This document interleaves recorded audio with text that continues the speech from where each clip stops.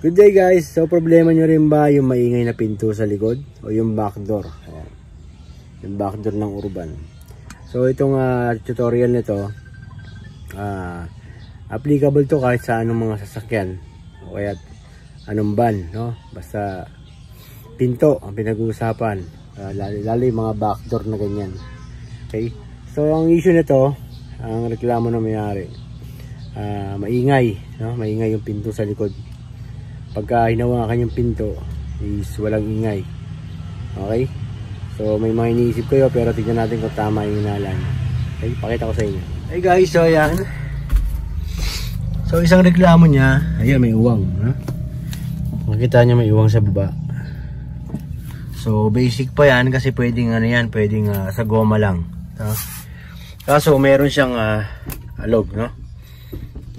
Ayan. So ang naririnig niyang problema dito, maingay, merong langit-ngit or minsan may lagatok, no, sa pinto sa likod. Then pag ginawakan mo, pag nakasakay ka habang tumatakbo, mawawala. Okay, so tignan natin kung anong problema. Pakita ko sa inyo. Hi guys, so mapapansin nyo yan, nagpalit na siya nitong pinaka guide, no, door guide sa gilid. Akala niya yun nasira. So partner niya, pinalitan niya pala ito. No? Yan. And then, sa left, ito rin. Ipalit din siya. Ngayon, ano nga pa problema? So ang gagawin natin muna ngayon, babalik natin yung mga stock, no? Stock na door guide sa gilid, kaliwat kanan. And then may alignment yan, no? May alignment yung pagbalik niyan. Okay, pakita ko sa inyo. Pag ito na sobra mo pa naikot at naputol.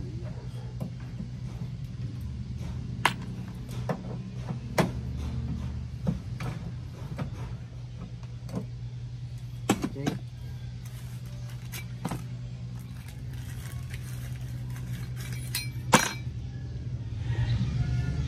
Sinap may sapi ba't may sapi ito? Dati pa yan eh. Sinapian mo? Hindi, yung pagkabili pa nito. Ibig sabihin dati niya ng problema. Siguro.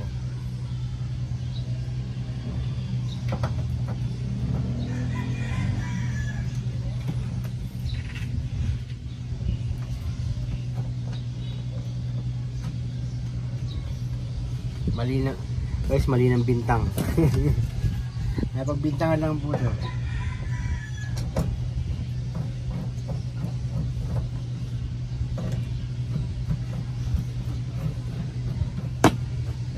Sa taas, hindi na kita yung pro.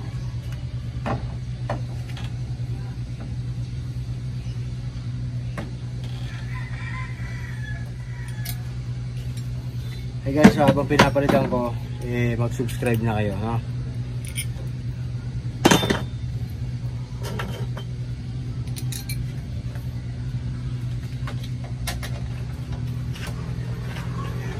Napakainit. Grabe.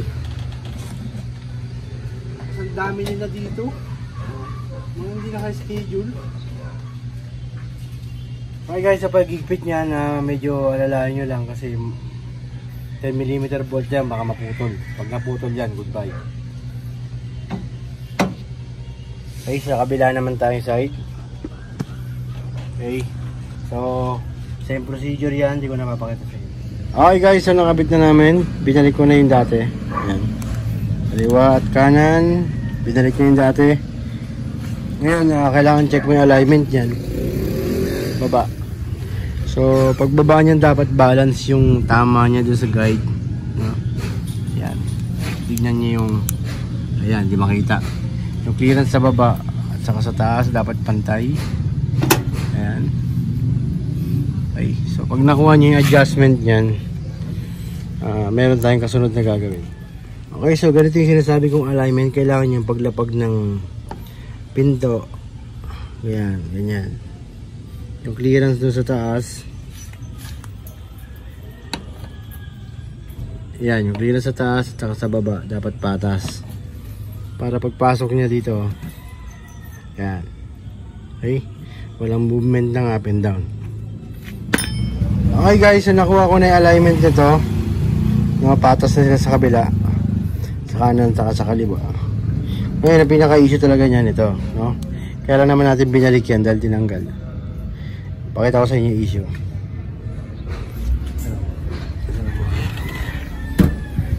Ito talaga yan. Yan. So, ang issue talaga niyan, yung movement ng pinto ng pagganon. No? Papasok pa palabas. Yan. Yan talaga yung issue niyan. Ngayon, saan yan? So, dito yan. Sa door catch. Okay? So, makikita nyo. Yan. May kain na. Yan. Ngayon, may movement na siya ng ganon.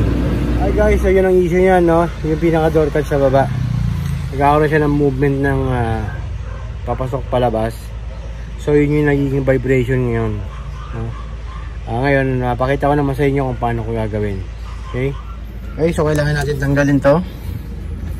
Yung dalawang bolt. So, ang gagamitin nyo dyan is impact wrench. Saka martilyo. Okay.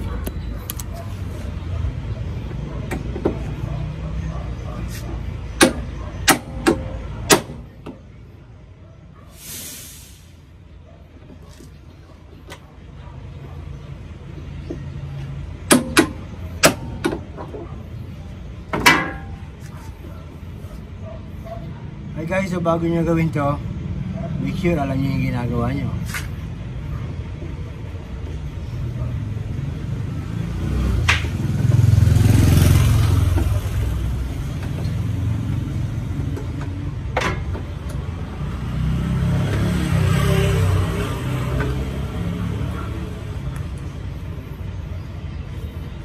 Ayan, meron yung adjustment washer. Ayan. So ngayon gagawin natin to, itong ginagawa ko ngayon, kasi wala tayo na itong door catch na bago. Pero dapat talaga to, papalitan na yan. Dahil meron ng kain. Ayan. Okay, kita nyo. So ngayon, babawasan muna natin ng washer. Tignan natin kung mawala yung movement. Quality ba? Mag-subscribe na kayo. Huwag niya sasabihin gagamitin sa urban, mamahala nila yan.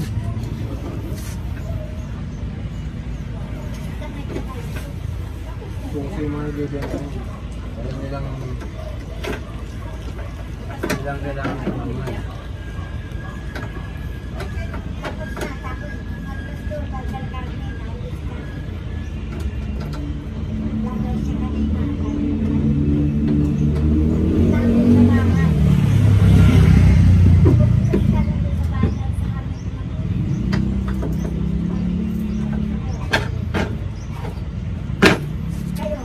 Okay, so nakabit na natin.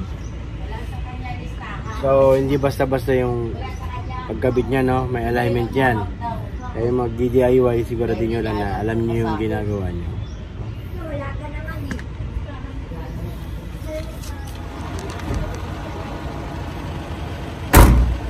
Okay. So, ayan, nasara na. Tignan natin ngayon kung may alog pa. Okay. So, wala nang alog, malamang wala nang tunog. Okay, alugin mo. Alugin mo. 1-2 daw. Samaran niya, alugin mo. Wala na. Ha? Wala na. Wala na. Quality. Okay, yan sa loob. Kanina, di ba may uwang yan? Oh, wala na. Wala na. Wala na, di ba? Diyan kanina yan. Dito yun. So, lumapat na yung pinto. Kasi plano ko nga, guman ang papalitan. Okay guys, so nakita nyo, simple lang, no? Pero, ang paalala ko sa mga magdi-DIY, hindi yan simple, no? Kung magagawa nyo, ayos. Pero yan, may mga adjustment yan, may mga timing, and then may measurement, okay? So, pinakita ko lang sa inyo, para hindi kayo magaya dito, no? Na bumili sa online yung mga door guide sa gilid dahil sa problema niya ng ingay ng pinto sa likod. Okay? So ngayon, kita nyo, inalog ng may-ari, inalog ko, wala na yung alog. So malamang wala na yung tumutunog niyan, and malamang quality.